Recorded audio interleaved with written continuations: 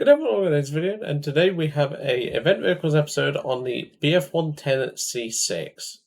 Unfortunately, this thing has just been giving me bad luck recently, and I don't mean in terms of runs.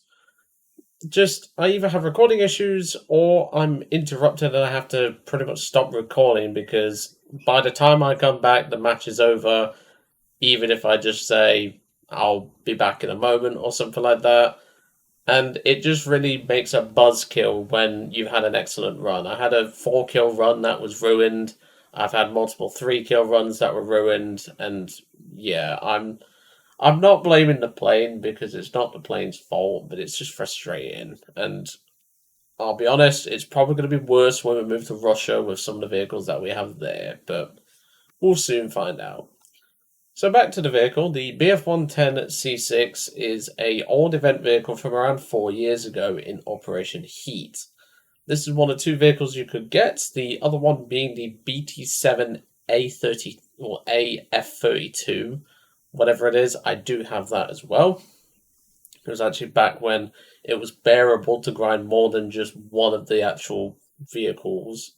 Because, yes, the tasks were a lot easier back then, and you could grind two at the same time, which was quite handy. That enabled me to get this and the BT-7. I'd argue the BT-7 is far better, but that's just normal. So the BF-110 C6 changes quite a bit from a regular BF-110, as I'm going to demonstrate here with the C7. You'll notice, obviously, the large bulge underneath. Obviously, the bomb rack on this one doesn't count, but you get my point. So, obviously, with the BF-110 C7, it does have its bomb rack fitted, but minus that, it has no weaponry under here. You obviously have the two 20mm cannons here as well, which is pretty handy, and of course, 4 7.92s. With the BF-110 C6, however, you trade the bomb load, and you also trade the 20mm cannons for a 30mm MK-101. Now, the 101 is a lower rate of fire compared to the 103. It is, of course, a little bit worse in that regard, and it doesn't do, well, it can't do as much, shall we say, DPS, if you want to use that term, as the MK-103, which of course does limit it, but this gun can still shred bombers like you wouldn't believe. The amount of times I've lined up behind a DB7, pulled the trigger, and just watched it vaporize is satisfying to say the very least. But of course, it's not guaranteed. The 30mm does spark, and that's where the 7.92s can really help out. The 7.92s are very effective. Like, they can do a lot of damage, but of course, they need to be consistently hitting. If you're just hitting them with a glancing blow, it's not going to do much, even with 4 7.92. It's just unfortunately how the 7.92 is. But other than that, this thing doesn't really change much from the C7. You'll notice, though, the C7 does have an armored glass. Like, it does have armored glass. The C6 lacks that, and as a result, it does make head-ons, which this thing is actually quite good at, very finicky, to say the least. I nearly got taken out by a Typhoon, which doesn't exactly have great armament at this BR, but it's because his bullets weren't exactly, well, they weren't penetrating the nose, they were just hitting the cabin area, but luckily I have an almost maxed out crew, I just don't have the ace qualification, so luckily my pilot was able to take the beating, but only just. So we are going to have to play a bit more passively in terms of that technique, so to speak. Anywho, let's get in and let's get cracking. Looks like Gaijin wants me to get this over and done with as well. And I can't say I blame them, because this plane has just been nothing. Like I say, the plane has done alright. It's done pretty consistently.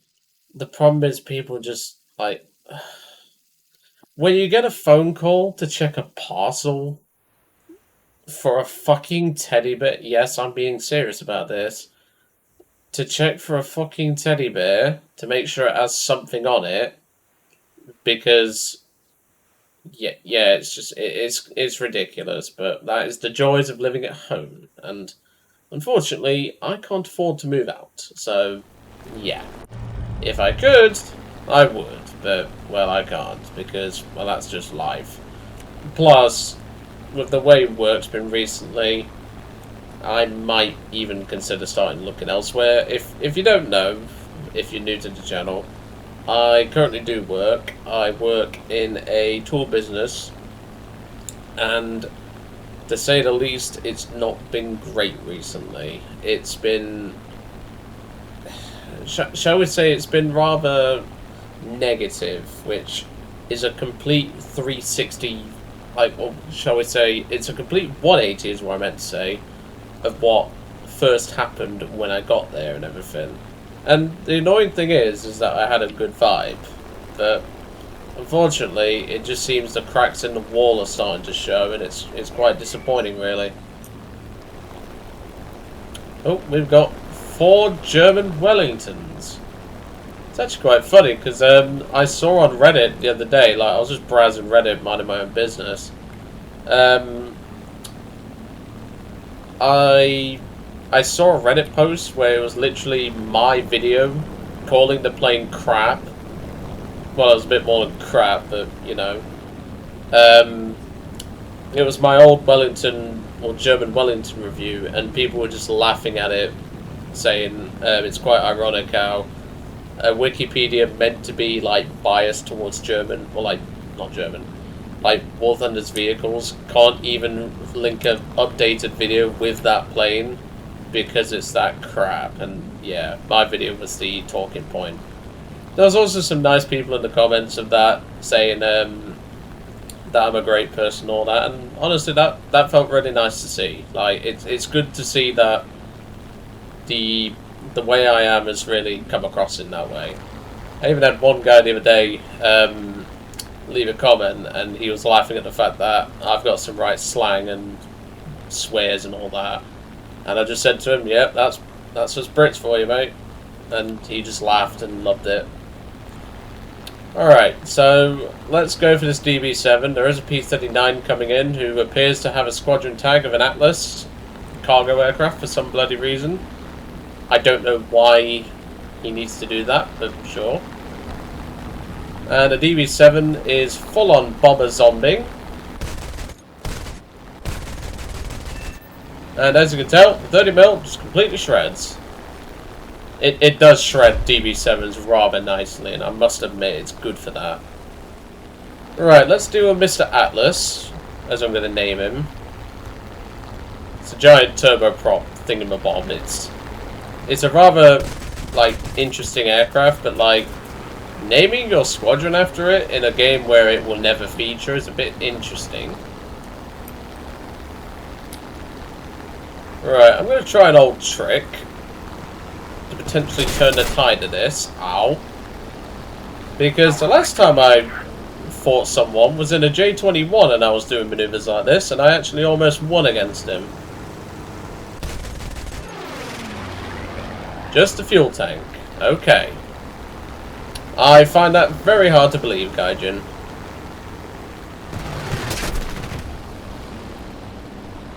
Snap roll to hopefully avoid his guns a bit more than what I could have. Is he seriously he's calling for fucking backup, the wuss. Jesus. Look, I get it. You're in a one-on-one against a plane you've probably not seen before, because you don't really see these planes. But come on, man. You don't need to call for backup in a P-39 against a BF-110 unless you royally suck. Eat shit. Fucking retard.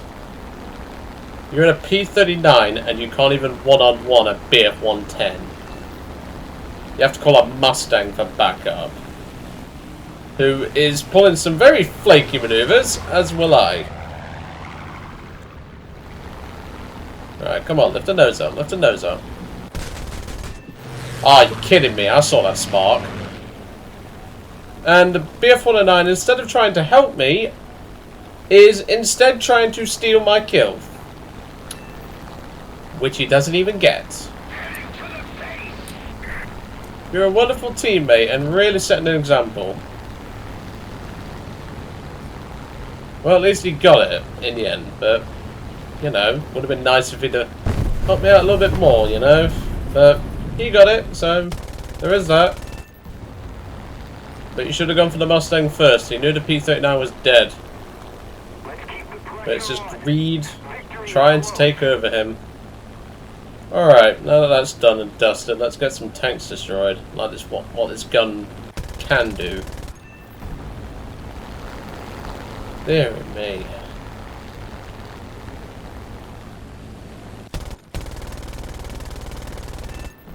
We're also leaking coolant from the right engine, which is not ideal. Did take some damage from that, but the BF-110's airframe is quite durable, so there is that. We can quite comfortably take some damage, but I wanted to try and avoid that. But when you get 2v1 by two quite strong planes in a plane that's not really considered meta, it can be quite tough to avoid damage. Just a hit with a fucking 30 mil? Jesus, Gaijin. This gun used to be really good, and now they've freaking nerfed it so badly. It's just so sad. See, look, that was 3 hits on that Sherman, and it didn't destroy it. But now it's 2 hits. Like, come on, Gaijin. Make it more consistent. We appear to be leaking something at the left engine, I think.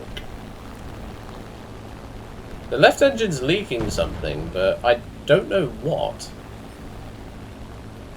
I don't know if that's a bug, or if I need to be concerned about that. Okay, we're just not going to be able to pen the side of a Sherman like that. There we go. Yeah, Gaijin recently have just been doing so many changes, 90% of which are for the worst.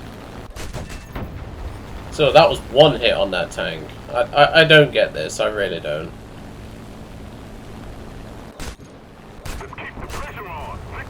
Right, let's head back to base. It's getting quite hard to fly this thing right now. I should be able to get this thing back on 1 engine, but... Really? He's strafing a base and he's got 12 points. God almighty. Looks like I'm stuck with the Shortbus brigade this game. Just seems to be the case. Right, I'm going to limp this thing back to the airfield. I should be able to get it back on 1 engine, and I'll see you all shortly. Welcome back. I've took off from the airfield. The last guy is the DB7. The Ori 2002 has actually managed to get involved because he's been sat around his airfield the entire game. The C-02, who you saw earlier strafing the base, got the bright idea to kamikaze it, and the Shortbus 109 decided to... Well, there's no other word for it. He decided to, you know, 2v1, well, try and take on 2 people at once, turn fighting them, yet they had superior aircraft, which, yeah. Guess how that worked out, didn't you? So far, the Ori 2002 has done some damage to the DB7, and he's managed to kill it. I'm surprised he did, but there we go. That is game. Sheesh. Like, first I get stuck on the Shortbus brigade, and then I didn't think I was going to win that match, but, well, there we go. At least we managed to get that, at least. But, you know, like I said, I can't exactly blame the plane for the fact that it gets stuck on the Shortbus brigade, but unfortunately, that is just how it is, I'm afraid. But hey, at least now we can move on to Russia, and we can at least get, you know, we can get some stuff done. Because with the Russians, we have some spice. That's for sure. Anywho, I'll leave you all to it for today. I hope you enjoyed seeing the BF-110 C-6 in action, and I will see you all on the next one.